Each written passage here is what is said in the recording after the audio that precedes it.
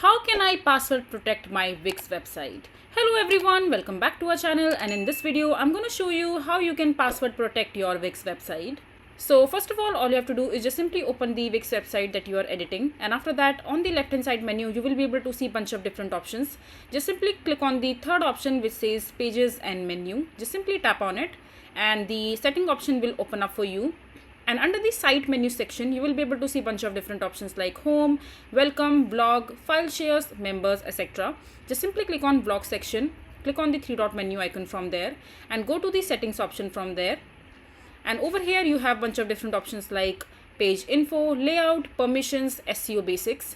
Just simply click on the permission section from the list over here. And after that you have different options like everyone. If you keep your settings to everyone can access this particular website.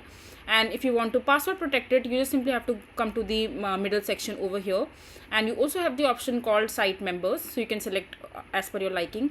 Since you want to password protect your Wix website, just simply tap on it and over here you can enter the password whatever you like,